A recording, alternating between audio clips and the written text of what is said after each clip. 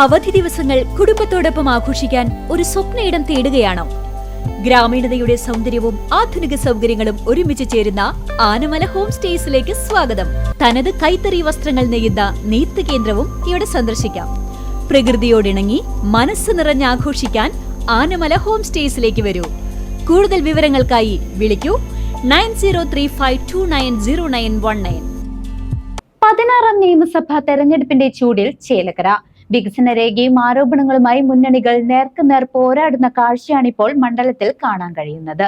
16ാം കേരള നിയമസഭാ പൊതു തെരഞ്ഞെടുപ്പിന്റെ പ്രചരണം അവസാന ലാപ്പിലേക്ക് കടക്കുമ്പോൾ ചേലക്കര മണ്ഡലം രാഷ്ട്രീയ പോരാട്ടത്തിന്റെ അത്യന്തം ആവേശകരമായ ഘട്ടത്തിലാണ്.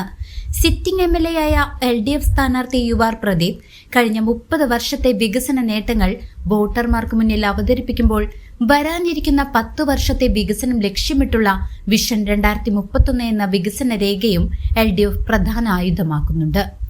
Chelakkara bypass, Pazhayannur ring road തുടങ്ങിയ വൻകിട പദ്ധതികൾ ഈ രേഖയിൽ വിഭാവനം ചെയ്യുന്ന ഭാവി വികസനമാണെന്ന് ഭരണപക്ഷം അവകാശപ്പെടുമ്പോൾ ഇതിനെ വികസന മുരടിപ്പായി കണ്ട് കടന്നാക്രമിക്കുകയാണ് UDFും NDAയും.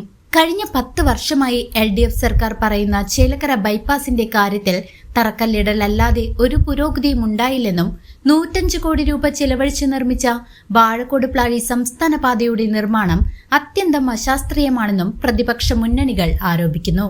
സംവരണ മണ്ഡലമായിട്ടും മണ്ഡലത്തിലെ പിന്നോക്ക വിഭാഗങ്ങളുടെ ഉന്നമനത്തിനായി പതിറ്റാണ്ടുകളായി വിജയിച്ചു പോയവർ ഒന്നും ചെയ്തില്ലെന്ന ആക്ഷേപം ശക്തമാണ്. LDFന്റെ വികസന രേഖയിൽ പോലും പിന്നോക്ക വിഭാഗങ്ങളുടെ പ്രശ്നങ്ങളെക്കുറിച്ച് മൗനം പാലിക്കുന്നത് വലിയ ചർച്ചയാകുന്നുണ്ട്.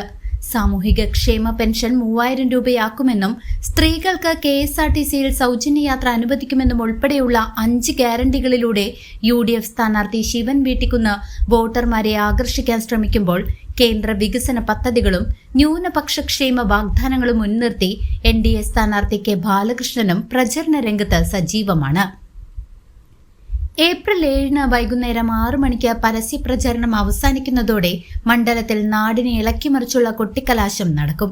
ഏപ്രിൽ 8 നിശബ്ദ പ്രചരണത്തിന് ശേഷം ഏപ്രിൽ 9 രാവിലെ 7 മണി മുതൽ മണ്ഡലം പോളിംഗ് ബൂത്തിലേക്ക് നീങ്ങും.